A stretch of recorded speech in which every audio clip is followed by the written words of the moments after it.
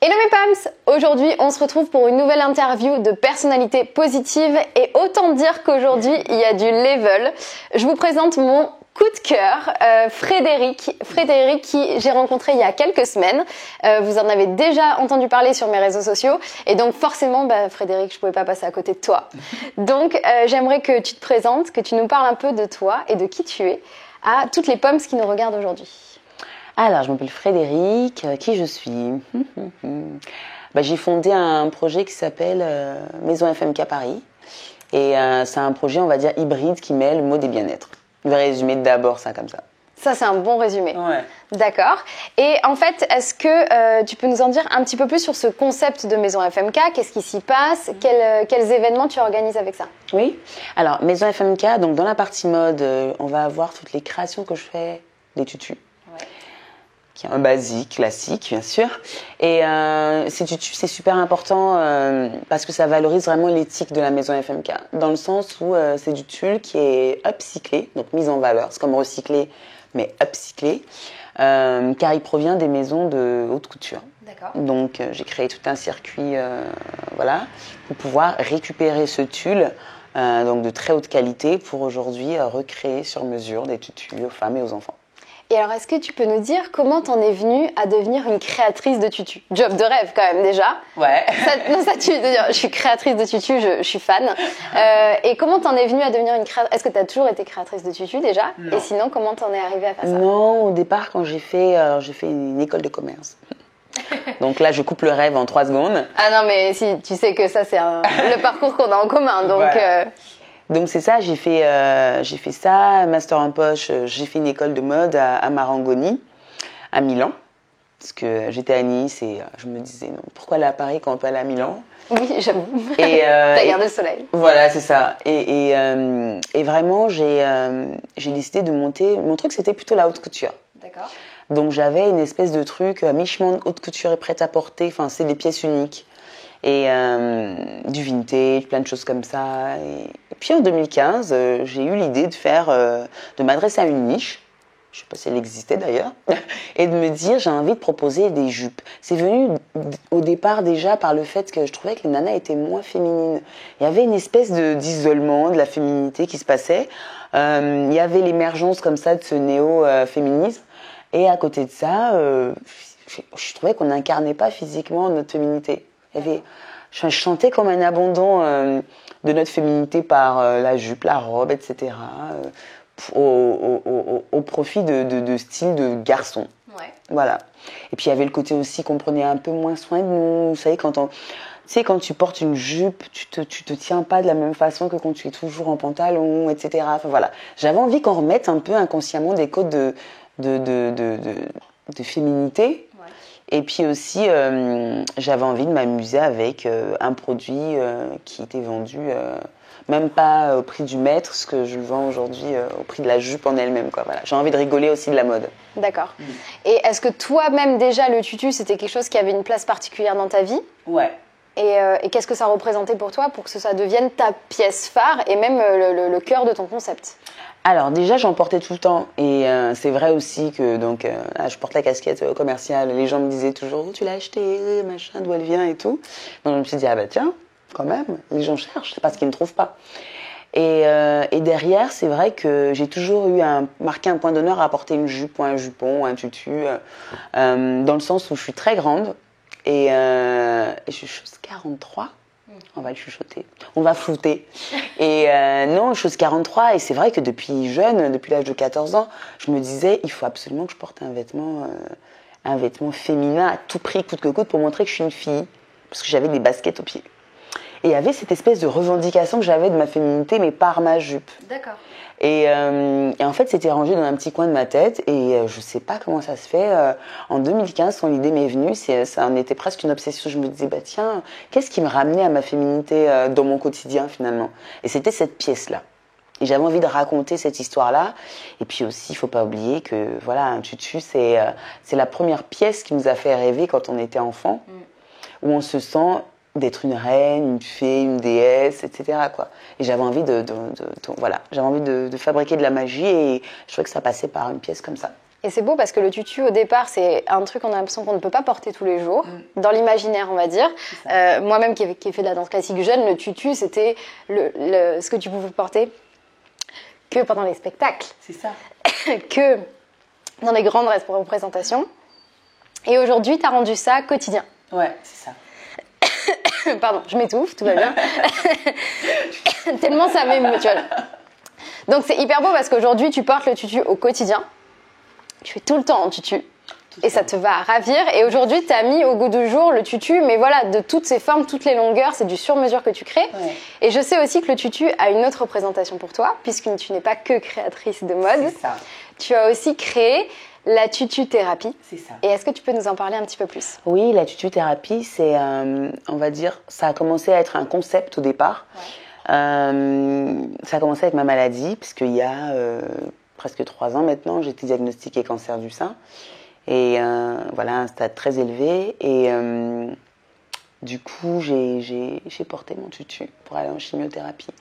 J'ai du coup repris possession de ce vêtement, parce que j'avais créé ça avant ma maladie. Et il a eu une valeur 2 fois plus forte, parce que pour moi, j'incarnais mon corps féminin dans ce tutu-là, puisque ablation, plus de cheveux, etc. Donc c'était devenu quelque chose d'assez symbolique, et j'avais appelé ça tutu-thérapie parce que je me disais, dedans moi, si je suis 1m83, plus de cheveux, pas de poitrine, on saura que je suis une fille parce que je suis dans mon tutu. Et finalement, ça renvoie un peu à l'idée de mon enfance et à l'idée des femmes quand elles sont dans une perspective. C'est tout simple, quand tu as envie de te faire belle le soir pour aller danser ou faire la fête, tu vas pour être en confiance, incarner, porter ce qui te met le plus en valeur. Et souvent, c'est ce qui te met le plus dans ta casquette féminine, quoi. Et donc, ça a été un peu une thérapie pour moi, mon tutu. Et avec grande surprise, ça a été une thérapie des gens qui m'entouraient aussi. Je voyais à quel point les dames en chimio prenaient soin d'elles quand elles me voyaient arriver. Finalement, c'était marrant. Elles disaient, regarde, aujourd'hui, bon, j'ai pas mis ton tutu, mais j'ai mis du vernis. Mais tu sais, regarde, aujourd'hui, j'ai mis une petite chemise comme ça et tout. Et c'était marrant parce que sans le vouloir, j'ai commencé à, en fait, semer des graines comme ça en salle de chimio. Et les gens essayaient d'aller cultiver un peu leur féminité. Donc ça, vraiment, totalement inconsciemment, j'avais gagné quelque chose. Et ça me renvoyait aussi à ma guérison aussi, qui était plutôt mal barrée au départ. Et finalement, je suis là, en bonne santé, en tout cas aujourd'hui. Et ça a commencé aujourd'hui, c'est devenu une communauté de femmes fortes qui fédèrent cette idée de s'élever par sa féminité, de prendre possession des choses, de ralentir, de se reconnecter, de rayonner. Voilà. C'est ça. Tu me fais une transition parfaite. Parce que j'allais te dire, voilà. Je sais qu'il y a tout un tas de concepts et j'aime cette pluralité que tu as, c'est-à-dire de créatrice de mode et en même temps de ce concept de tutu-thérapie. Et à ça, tu rajoutes en fait on va dire quelque chose qui te tient énormément à cœur, qui est la slow life. Ouais, c'est ça. Tu as parlé en fait des petites graines que tu plantais une fois que tu étais en chimio, mais aujourd'hui, tu es remis sur pied et tu es rayonnante. Et je pense que vraiment, tu l'as été à ce moment-là. C'est beau de se dire que toi, alors que c'était un moment difficile, tu as réussi à transmettre du bonheur et de la féminité et à aider en fait les gens qui t'entouraient. Et aujourd'hui, ce concept de slow life, tu as décidé de le diffuser. C'est ça. Qu'est-ce que ça représente en fait pour toi, cette slow life? Alors, moi, pour véhiculer la slow life, donc le fait de ralentir, clairement, j'utilise aujourd'hui la mode pour véhiculer ça. J'utilise aussi des ateliers de bien-être, on en parlera certainement, je pense, pour véhiculer ça. C'est devenu vraiment le tutu un symbole que j'utilise pour alerter en fait les femmes sur le fait de se questionner. C'est quoi? Qu'est-ce que je veux faire? Est-ce que je sais le potentiel que j'ai en tant que femme? Voilà, et je trouve qu'on prend rarement le truc dans... Je veux dire jamais, je dis pas jamais, parce que je sais pas tout. Heureusement, personne ne sait tout. Mais c'est vrai qu'on prend jamais les choses dans ce sens-là. De se dire, non, je suis une femme, j'ai un potentiel, je pense d'une certaine façon, je vis les choses d'une certaine façon, mon corps, il est comme ça, etc. Et toutes ces choses-là, pourquoi est-ce qu'on les maîtrise pas? On va vraiment bien les apprendre, on prend le temps de le faire, et du coup, on s'élève. Donc c'est ça aujourd'hui que c'est devenu la tutothérapie. Voilà, la femme, c'est un personnage intuitif, c'est un personnage beau, c'est un personnage qui donne la vie, ou en tout cas qui pousse la vie. Et donc toutes ces choses-là, ce sont des points forts qu'il faut aller cultiver. Et je pense que ce sera notre belle façon de faire un combat doux et bienveillant, quoi. Voilà. Donc c'est très beau parce que tu as un rapport au féminisme qui est en fait de valoriser la femme avec ses propres caractéristiques et pas d'en faire l'égal de l'homme en se mettant exactement sur les mêmes compétences. Ouais. Toi, comment tu développerais en fait ce fait que ton féminisme à toi, c'est utiliser nos forces. Qu'est-ce que tu as vraiment envie de mettre en avant avec ça ? Ben, tu parlais de c'est quoi le mindset de tout ça? Non, je pense qu'il faut avoir une conscience de notre corps et je pense que ça se traduit dans beaucoup de choses, dans la danse, comme tu le fais si bien, dans la posture, dans la prise de parole en public. J'essaie de me challenger chaque fois à prendre la parole en public pour essayer d'étendre de plus en plus mon message. Me challenger, j'adore, hein. Mais j'aime bien me challenger. mais oui, c'est dans tout ça. Je pense qu'il faut que ça vienne de l'intérieur. Je pense que c'est ça. C'est vraiment aller travailler son rayonnement intérieur et que dehors, ça puisse du coup voilà, envoyer de la lumière comme ça sur toutes les personnes qu'on rencontre et qu'on se demande mais je comprends pas, ces nanas-là, elles rayonnent. Et je pense que c'est la force aussi d'une femme. C'est qu'on est capable, quand on le veut et quand on est dans le bon mood, d'envoyer du bonheur et du bonheur pur, quoi, que l'on a et qu'on distribue, voilà. Et je pense que tu fais ça à merveille, puisque j'ai eu l'immense plaisir d'animer avec Frédéric un atelier, qui n'est pas n'importe quel atelier, qui est l'atelier Insae. Ouais. Et je pense que c'est là où justement tu rayonnes et tu donnes du bonheur aux gens. Est-ce que tu peux nous parler des ateliers Insae ? Ouais. Alors, l'atelier Insae, c'est l'atelier de la communauté tutothérapie, qui est tous les mardis soirs, et il y a un thème. Donc il y a un thème chaque mardi, on avance, parce qu'on parle d'élever les femmes, donc forcément il y a des thèmes, on va trouver le potentiel, la confiance en soi,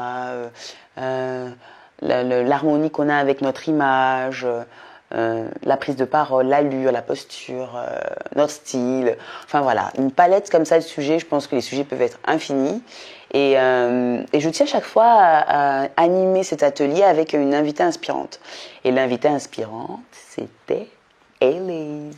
Et du coup, elle est venue nous faire rayonner avec sa pom-pom attitude. Et c'était génial. C'était sur le thème de la confiance en soi, donc c'était vraiment parfait.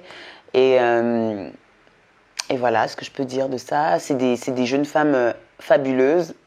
Je dis jeunes femmes sans compter l'âge, sans compter... J'ai toutes les caractéristiques de Nana et je suis très fière de cette, on peut dire même sororité, parce que c'est des nanas, je crois de 22 à plus de 60 ans. Elles sont dynamiques, fraîches, pétillantes, d'origines différentes. C'est incroyable. Ouais. Et je trouve qu'elles m'apportent autant que je leur apporte. En tout cas, moi, je sais ce qu'elles m'apportent. Et elles me le rendent vraiment très, très bien. Voilà. Et je pense que si vous me suivez sur cette chaîne depuis un moment et que vous voyez un peu les valeurs qui me tiennent à cœur, je pense qu'il n'y a plus aucun doute de pourquoi j'ai eu autant de coup de cœur pour toi, Frédéric.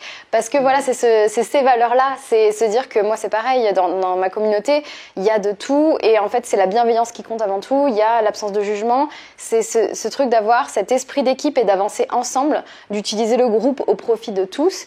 Et je me reconnais beaucoup parce que c'est vrai qu'on ne se rend pas compte quand tu fais du coaching. On a l'impression que c'est descendant et que nous, on va donner des conseils, et je sais que tu fais du coaching aussi en individuel, et pourtant en fait des fois on oublie à quel point nous ça nous nourrit, et moi autant je donne, je reçois mes puissance 10, et ça c'est une très très belle communauté. Donc en fait vous avez les ateliers Insae, c'est ça. Il y a la partie tutu, c'est ça, création, mais c'est pas tout. Non, c'est pas tout. Non. Tout à l'heure, Frédéric nous a dit qu'elle adorait sortir de sa zone de confort et se challenger. Je pense que c'est une des personnes les plus slasheuses que je connais. Petite dédicace à Lauriane si tu nous regardes.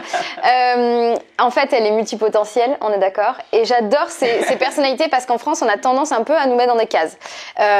Et t'es soit créatrice de mode, soit t'es dans l'humour, soit t'es coach. Et moi, c'est pareil. Déjà, quand je dis aux gens, je fais de la danse, pom-pom, bien-être et du coaching, on te dit, ok, il faut choisir. Non, il faut pas choisir. Si tu as une valeur qui est principale et que tu transmets ça de plusieurs manières, je trouve ça génial. Et donc, le week-end dernier, j'ai eu l'immense plaisir de voir Fred sur scène. What? Sur scène? Qu'est-ce qui s'est passé? Raconte-nous. Alors, sur scène, c'était un one tutu show, voilà, et c'était vraiment une expérience hybride. Hein. Non, j'avais jamais vu ça avant, c'était génial. Voilà. C'était vraiment hybride, franchement, je dois l'avouer. Donc, j'ai créé ce spectacle qui était un spectacle qui est au carrefour de l'humour, bien-être et aussi partage. Voilà, je pense qu'on peut dire ça. Et j'étais très émue parce qu'on était à guichet fermé, clairement. C'était archi complet. Genre, il fallait même avoir un petit popotin pour y être. Mais c'était génial parce que c'était ce que je voulais. Je voulais partager quelque chose. J'avais quelque chose à dire et à transmettre. C'est vraiment de la transmission, mais avec légèreté et humour. Et j'ai fait aussi participer les gens. Et à leur grande surprise, maintenant ils le savent, mais j'espère qu'ils vont garder le secret pour la prochaine fois. Et donc c'est ça, parce que chaque fois que je fais quelque chose, j'inclus les autres. Et donc c'était important que les gens viennent rejoindre la scène. Et donc ouais, c'était un espèce de cocktail d'humour, de relaxation, de partage, de surprise aussi, malgré moi aussi. On peut le dire. Et oui, et contre toute attente, c'était vraiment un plaisir. Encore une fois, j'étais là, décidée à mettre les projecteurs sur les gens et donner de la lumière et donner des choses. Et en fait, les gens m'ont rempli, enfin déjà m'ont dosé d'amour en remplissant cette pièce. C'était la Comédie d'Alérac, un petit théâtre génial. Merci Florence, d'ailleurs, de m'avoir accueillie pour ce premier spectacle chez toi. Et Élise m'a fait l'honneur d'être présente et de pousser aussi ses fesses contre des étrangers et de trouver sa place. Et voilà. Et c'était génial. Merci. Et j'ai adoré. La vraie question, c'est quand est-ce que tu vas refaire ça? Moi, j'ai dit, il faut louer l'Olympia. J'ai adoré ce spectacle. La seule chose, c'est que c'était beaucoup trop petit. C'était à guichet fermé. On veut le Zénith, l'Olympia, Bercy. Voilà. Il te faut plus de place pour t'exprimer. Tu rayonnes tellement que c'est trop petit, un petit théâtre. Non, c'était fantastique. Est-ce que vraiment tu envisages de le refaire? Si oui, bientôt? Oui, j'envisage. Et oui, bientôt. Génial. Est-ce qu'on peut avoir un petit scoop Un petit scoop. Non. Alors, qu'est-ce que je peux juste donner? Ce que je peux donner, c'est le mot-clé, c'est la suite. Voilà, c'est tout ce que je peux vous donner aujourd'hui. Mais on prend. Mais vous prenez? Ah ouais, on prend. Et je remercie Lauriane d'ailleurs des slasheuses, elle en parlait tout à l'heure, parce que c'est elle qui m'a poussée à monter sur scène. Tout à fait. Et c'est grâce à elle qu'on s'est rencontrés aussi. C'est vrai, donc, également. Au petit déjeuner, des slasheuses. Allez retrouver, c'est Make It Now. Et ce qu'elle fait, c'est fabuleux, ça aide énormément les entrepreneuses. Et voilà, moi j'avais eu la chance aussi d'être interviewée par Lauriane. Donc vous pouvez retrouver plein de beaux contenus. On s'égare, mais une belle dédicace à Lauriane. Ce que j'aimerais que tu nous transmettes aussi, c'est que tu es une femme inspirante. Et je pense que personne peut dire le contraire. Est-ce qu'il y a des livres ou des événements qui t'ont inspiré, qui toi t'ont aidé? Ou peut-être, je sais pas, les 3 livres de développement personnel qui toi t'ont le plus aidé? Des livres de développement personnel qui m'ont aidé, ça va pas vraiment être développement personnel, donc je suis pas trop à fond ces livres-là. J'ai beaucoup aimé Chris Carr, qui est bon, ça va être en rapport à mon histoire. C'est une coach qui a eu un cancer, je ne sais plus lequel d'ailleurs, et qui du coup s'est mis dans du food, slow food, et qui donne des tips là-dessus, mais qui donne des tips aussi de mindfulness et pas mal de choses. Et j'adore ce qu'elle fait. Elle est géniale. Elle s'appelle Chris Carr avec un K et Carr C-A-2-R. Et donc j'ai son bouquin à la maison, mais j'avoue que j'ai plongé mon nez dedans 5 minutes. Je suis accro à son site internet, son blog, ses vidéos. Elle m'a chargée. Et quand j'étais malade, je me suis dit, si jamais je sors de là, je veux être cette fille. C'est vraiment une nana qui m'a marquée qui m'a marqué profondément. Un peu dans le même style, Tara Stylé aussi, je sais pas si on dit style ou stylé. Elle est prof de yoga aujourd'hui et elle a eu aussi cette maladie. Et voilà. Après, bien sûr, prenons la slow life, je vais emmener tout le monde à lire des bouquins sur la slow life. On est tellement en tête, lequel pourrait être sympa. Est-ce qu'il y en a un qui, toi, t'as le plus marqué sur la slow life? Pas un particulièrement.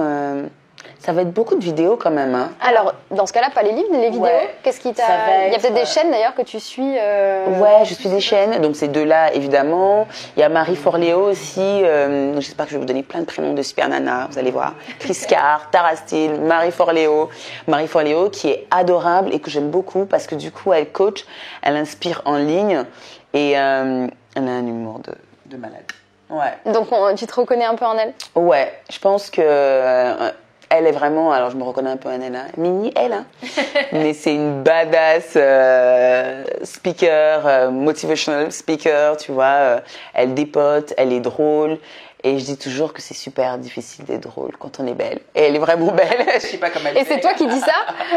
La fille est vraiment tordante et en plus canon. Moi, je suis fan. Non, mais c'est vrai. Non, mais franchement, allez voir ces trois nanas-là. C'est des pures nanas. C'est vraiment des personnes que je regarde en ce moment. Donc, c'est pour ça qu'elles sont dans ma tête. J'arrive pas, du coup, à me raccrocher à mon énorme bibliothèque. Je ferai une photo. Mais ouais, c'est vraiment ces trois nanas-là que je trouve inspirantes.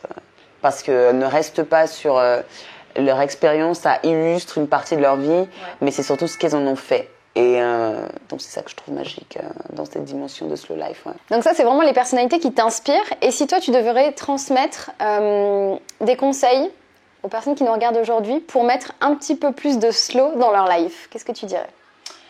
Je vais les enquiquiner sur les 3 R là, dont je parle souvent, ralentir, se reconnecter et rayonner. Ouais. Je pense vraiment que chaque fois que vous prenez une décision, que vous posez une action sur la vie, dans votre vie personnelle ou dans votre vie professionnelle, essayez de vous demander chaque fois si vous calez à vos 3 R là. Est-ce que vous avez pris le temps de faire asseoir cette vision et de vous dire est-ce que je suis dans le bon? Est-ce que c'est vraiment ce que je veux? S'interroger, donc ralentir, c'est pour ça, quelque part, s'interroger, donner du sens. Derrière, on va voir se reconnecter. Est-ce que vraiment vous vous sentez connecté à cette idée, à cette décision ou à cette valeur qu'on vous envoie? Ça aussi, c'est une bonne question. Et rayonner, voilà, est-ce que vous êtes satisfait de ça, quoi. Donc, tous les cas de figure, j'ai essayé dans tous les sens. Les 3 R, ça fonctionne. C'est-à-dire vraiment, voilà, chaque fois que vous êtes dans ce truc-là, je suis triste, mais vraiment, je reprends la situation de bout en bout. On prend le temps. On regarde si on est connecté à cette décision, cette envie, et est-ce que vraiment c'est quelque chose qui va nous rendre heureux. C'est vraiment ce que je peux dire, que je pratique et qui fonctionne. T'arrives à vraiment être dans la slow life aujourd'hui? Oui, alors j'ai des faux pas, hein, évidemment, hein, fashion faux pas, slow life faux pas. Donc, ouais, il y a des moments où, voilà, à force de communiquer la slow life, on se retrouve à être dans la fast life.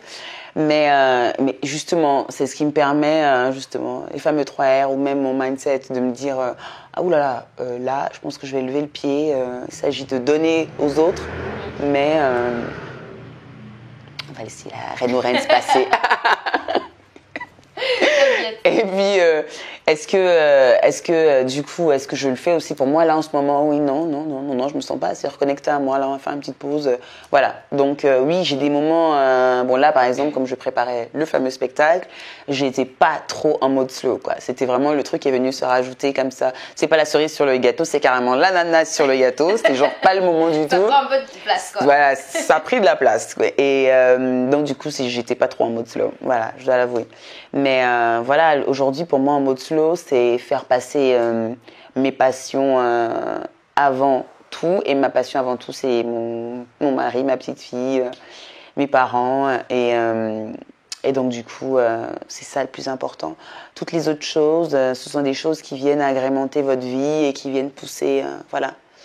Et bon voilà, moi j'ai de la chance de faire un métier où on peut donner de l'amour tout le temps. Vous n'avez peut-être pas un métier où on peut donner de façon palpable de l'amour tout le temps, mais c'est toujours possible d'essayer d'être connecté, de rayonner dans ce que vous faites. On peut toujours, il y a toujours moyen d'être slow. Il y a toujours moyen. Il y a toujours moyen. C'est ça qui est beau, c'est que quand tu transmets ça, en fait, je le répète et je le répéterai encore dans beaucoup d'interviews, on se rend compte que quand on défend des messages forts, comme le fait Frédéric, comme le font beaucoup d'autres personnes que vous avez vues sur ces interviews de personnalités positives, ça veut pas dire des gens parfaits, ça veut pas dire des gens qui font ça H24 et qui ont jamais un pas de travers, ça veut dire que c'est souvent des gens, et dis-moi si je me trompe, qui ont cette valeur principale, qui essaye au maximum de le faire. Ouais. Et du coup, même si tu peux pas tout le temps être comme ça, moi je sais que je défends l'énergie positive, eh ben il y a des jours, je suis pas d'humeur, ça arrive. Il y a des jours, je suis au fond du lit, j'ai rien envie de faire, j'ai la flemme et je suis grognon. Ben voilà, l'idée c'est juste de se dire que majoritairement, c'est ce vers quoi on essaye de tendre, c'est faire que on subisse plus notre vie. Et avec ces messages-là, on les porte et on les défend un maximum. Mais par contre, on fait aussi juste de notre mieux. Tout le monde est humain, personne n'est parfait. Donc, simplement, essayez vous aussi de faire votre mieux. Et c'est beau ce que tu transmets parce que même si aujourd'hui, tu es dans un métier ou dans un environnement où tu n'as pas la possibilité, ou tu penses que tu n'as pas la possibilité d'avoir de slow life, tu peux chercher un petit point, peut-être un moment, juste un moment dans la semaine ou un moment dans le mois, même si c'est pas encore tous les jours, ne serait-ce que s'y connecter un tout petit peu, c'est déjà avancer, c'est déjà faire le premier pas. Ah mais complètement. Complètement. Et en fait, de toute façon, c'est l'histoire de nos vies à toutes et à tous. C'est vraiment, c'est un travail continu. Chaque fois qu'on s'égare du chemin, hop, on se souvient, on remet les choses en place, on avance. Et je pense que c'est ça aussi qui fait de nous quelqu'un qui s'élève. Parce que ça, on ne s'arrête pas de grandir. Ouais. Donc, vous savez, 1m83, je peux vous dire que... J'espère bien m'arrêter là. Mais... Moi, je me suis arrêtée de grandir, mais je continue d'avancer en tout cas. Tu t'élèves. C'est ça le plus important. C'est ça. Mais oui.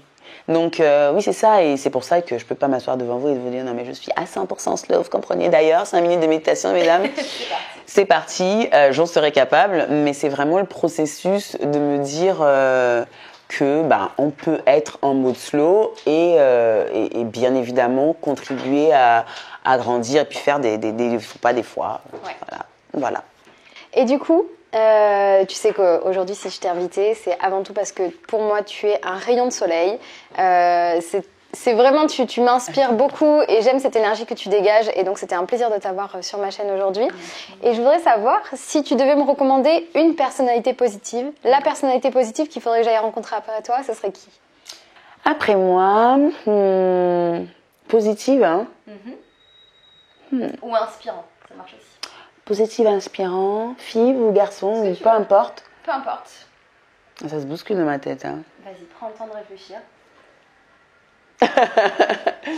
Ça pourrait même être ta fille, vu l'énergie qu'elle a. Ouais, ça pourrait être largement ma fille.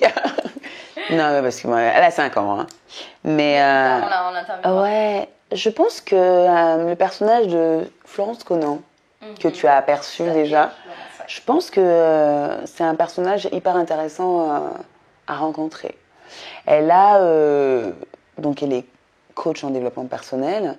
Et là, cette dimension avec son théâtre et comment elle met les gens sur scène pour leur donner l'impulsion d'être en représentation d'eux-mêmes, mais vraiment d'eux-mêmes. C'est quelque chose d'intéressant, en tout cas, à voir avec elle. Moi, c'est vraiment été un coup de cœur et ouais, je pense que elle est inspirante. Mais j'avoue que ça se bouscule. Trop de gens. Difficile de choisir. Ah ouais, parce que quand on commence à faire ce métier-là, je pense qu'on fait de belles rencontres. Ouais. Et ouais, tout de suite, ça me vient. Je pense que les événements récents spectacles, je la vois et je me dis quelle énergie cette nana en fait. C'est vrai. Ouais. Donc voilà. Super, merci Florence, on se voit bientôt. Et en tout cas, oui, merci pour ce partage parce que c'était fantastique. Merci pour tout ce que tu donnes, toute cette lumière que tu renvoies. Et je te souhaite évidemment le meilleur pour tout ce qui arrive. Je serai là de toute façon, je serai pas loin. Et puis, je te propose de m'accompagner pour le mot de la fin. Ouais. Je vais faire un petit récap et puis tu m'accompagneras pour le Pom Kiss. Ça marche. Alors voilà mes poms, je pense que vous comprenez pourquoi Frédéric est une personne inspirante. Vous pouvez la retrouver sur tous ses réseaux sociaux, donc la maison FMK, sur le site internet, sur Instagram, sur Facebook. N'hésitez pas à aller découvrir ses créations, la tutu-thérapie. Et c'est possible qu'on se retrouve bientôt toutes les deux, puisque la confiance en soi et la bienveillance fait partie de nos maîtres mots. Donc c'est possible que vous nous revoyiez ensemble très bientôt. Et pour le mot de la fin, n'oubliez pas, be pumps, be positive, be yourself. T'es prête? Je suis prête. 3, 2, 1. Kiss. Merci Fred. Merci à toi. Merci beaucoup. Merci beaucoup. Merci beaucoup.